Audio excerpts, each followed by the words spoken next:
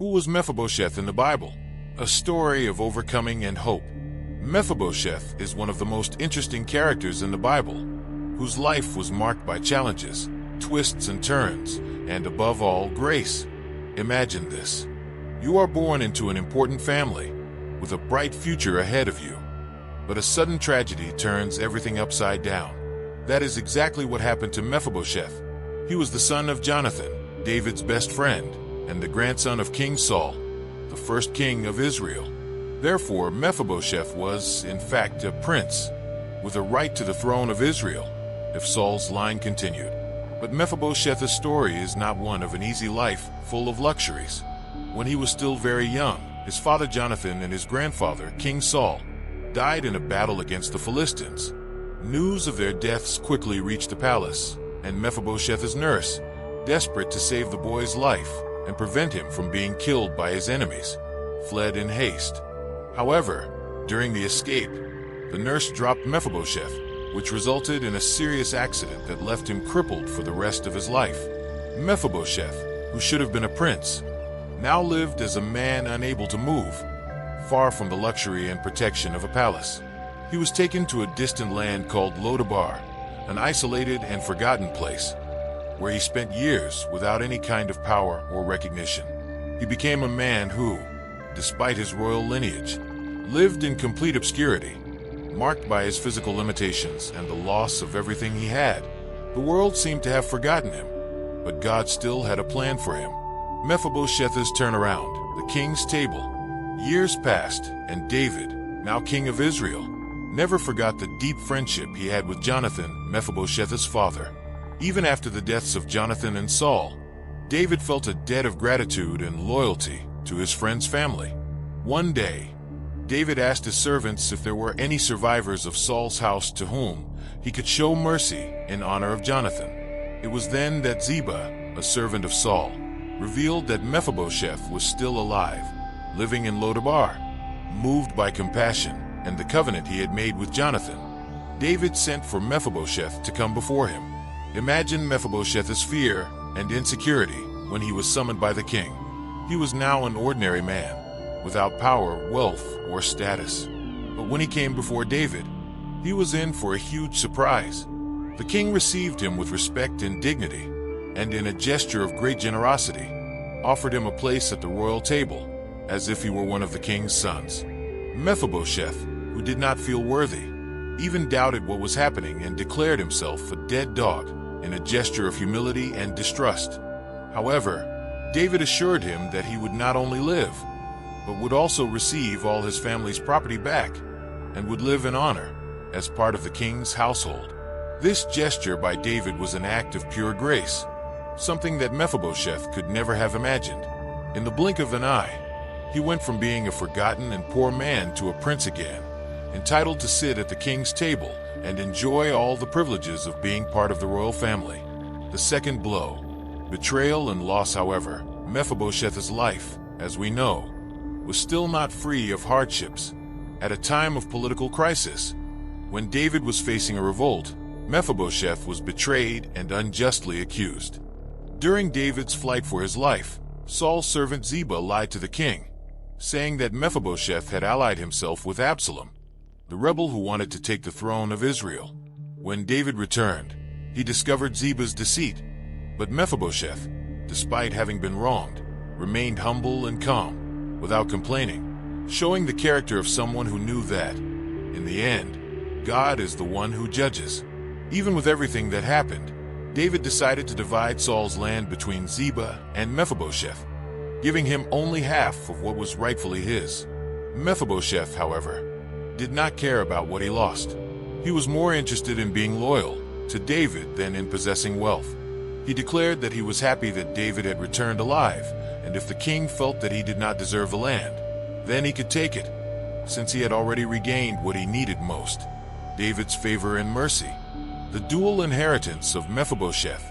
The story of Mephibosheth is a powerful lesson in how life can change in surprising ways, how God's mercy and grace can turn situations of great suffering and despair around.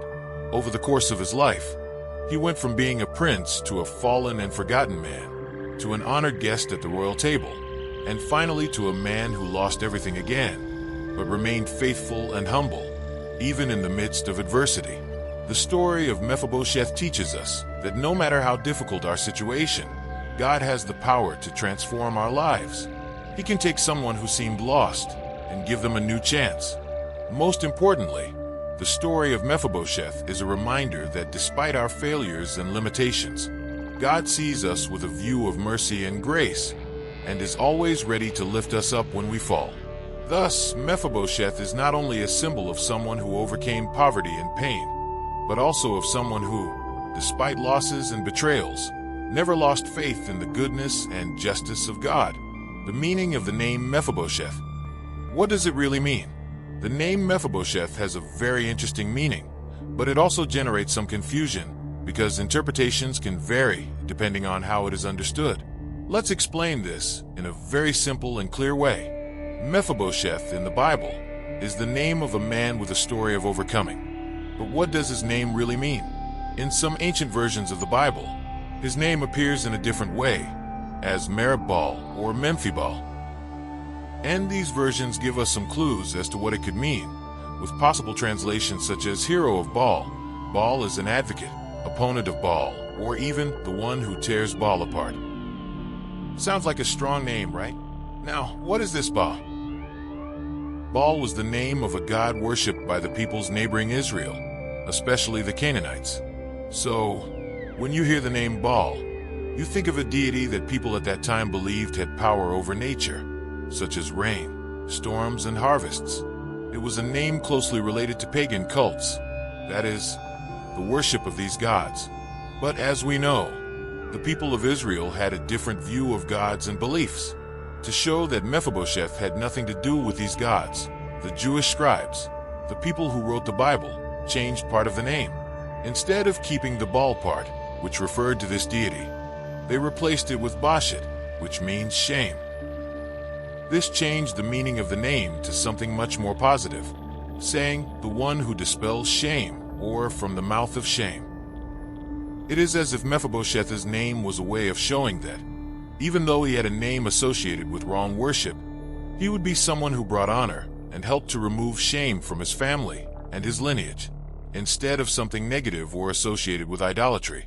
His name became a reminder of honor and overcoming, a symbol that shame would be removed.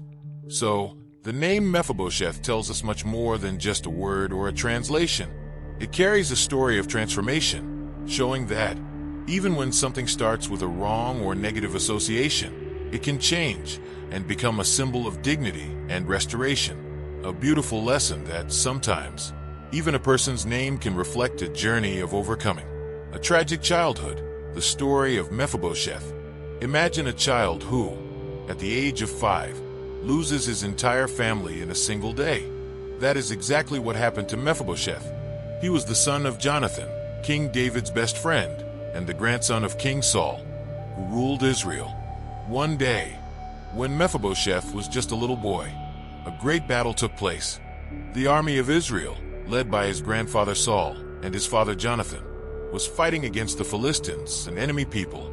Unfortunately, in that battle, Saul and Jonathan died, and along with them, Mephibosheth's uncles also lost their lives. It was a time of great sadness and despair for the royal family of Israel. Shortly after the death of his father and grandfather, Mephibosheth's nurse, a woman responsible for taking care of him, became very afraid that the enemies would come after him too. She thought that since he was part of the royal family, he was in danger. So, in desperation, she tried to flee with Mephibosheth to a safe place. But in the midst of her hasty escape, she ended up letting little Mephibosheth fall. The fall was so serious that he was left with a permanent disability in his feet, which made it impossible for him to walk for the rest of his life. After this accident, Mephibosheth was taken to a very distant place called Lo-Debar. Lo-Debar was a desolate region, an isolated place, without much life or hope, where many people were forgotten by society. There, he was welcomed and cared for by Machir, a man who was the son of Amiel, who helped him survive. Imagine how Mephibosheth felt at that time. He was just a child, without a loving family around him, with a new disability that made him different from other children, and living in a place where no one knew him. But despite all the sadness and hardship, Mephibosheth's life would still take a turn, and he would end up being remembered and called to something much greater. But for now, his childhood was marked by losses and overcoming, in ways he could never have imagined. David's grace, an act of love and compassion. Years after becoming king of Israel, David remembered the friendship he had with his friend Jonathan, Mephibosheth's father. David and Jonathan had made a promise of friendship and loyalty to each other, and even after Jonathan's death, David wanted to honor that promise in some way. So the king thought, is there still someone in Jonathan's family that I can help? David decided to look for any member of the house of Saul, Mephibosheth's grandfather, who was still alive, to show affection and respect for the memory of his friend. That's when Ziba, a servant of Saul, told him about Mephibosheth. Ziba said that he was living in Lodabar, a remote place, and that although he was a member of the royal family, Mephibosheth was a crippled man, unable to walk. When David heard this, he didn't hesitate. He sent for Mephibosheth and brought him directly to him. Now, it's important to remember that at the time, Mephibosheth had no status, no wealth, and no position of honor. He was a man without any power, and on top of that, he was crippled. So, imagine Mephibosheth's surprise when he arrived before the king. When David saw him, he said words that Mephibosheth never expected to hear. I will restore all the wealth that belonged to your family. All the lands and wealth of your grandfather, King Saul, will return to you. But David did something even more surprising. He invited Mephibosheth to sit at his table, as if he were one of his own sons. This was extraordinary because in the culture of that time, sitting at the king's table was an honor that only members of the royal family or very special people could enjoy.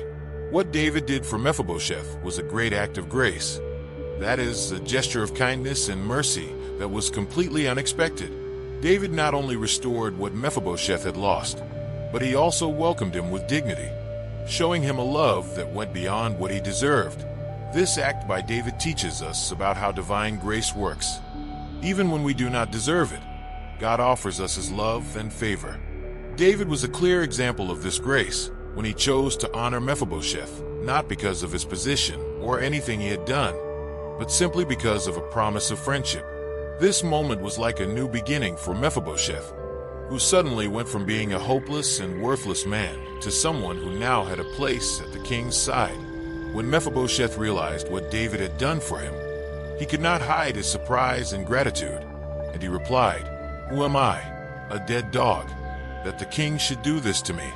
He did not believe that he deserved such kindness, but David showed him that, yes, he did deserve it, and very much so.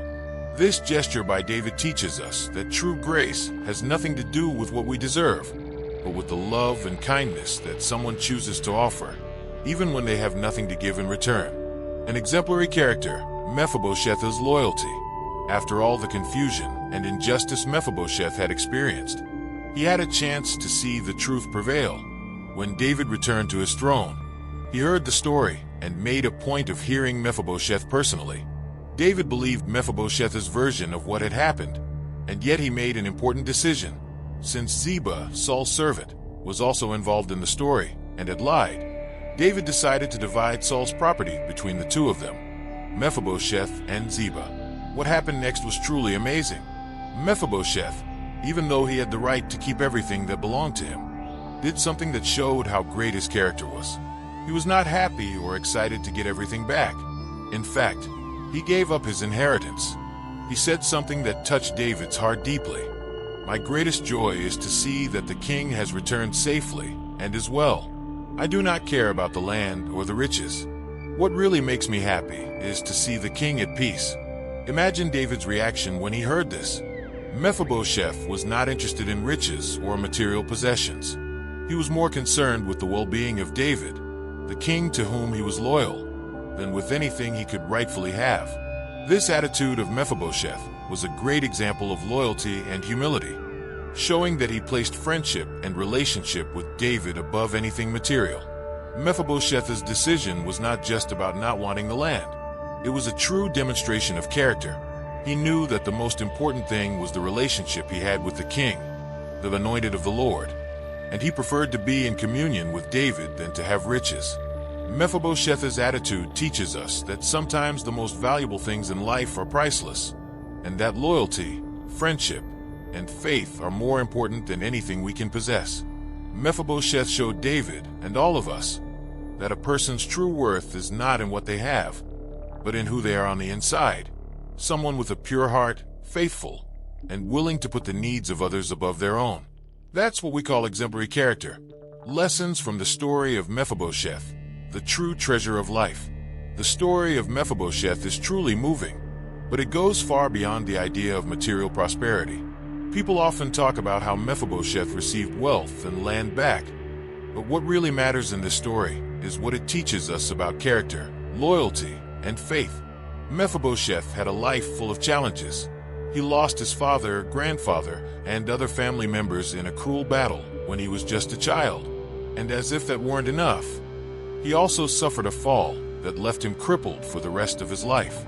He grew up in a forgotten place, far from glory and comfort, and lived under the shadow of pain and loss. But even with so many tragedies, injustices, and betrayals happening around him, Mephibosheth never lost his faith. He did not become bitter or angry with life, and when he had the opportunity to be called to David's palace, he did not worry about riches or material possessions. What really mattered to Mephibosheth was what he could give back to the king, to whom he was loyal, and the joy of seeing the king safe. Mephibosheth teaches us that in difficult times, we must remain faithful to God and His purposes, and not get caught up in earthly interests such as wealth and status. True wealth, as Mephibosheth showed, is not in how much money you have or the things you own. True wealth is in that which cannot be bought: friendship with the King God, loyalty, humility, and character. When we place God's purposes above our own desires and ambitions, we find true peace and happiness, as Mephibosheth found in his relationship with King David. Therefore, Mephibosheth's lesson for all of us is clear. Even in the worst situations, when all seems lost, we can choose what really matters. We can choose to keep our faith, to value relationships of loyalty and friendship, and to seek true wealth, which is to live according to God's principles and with a pure and faithful heart.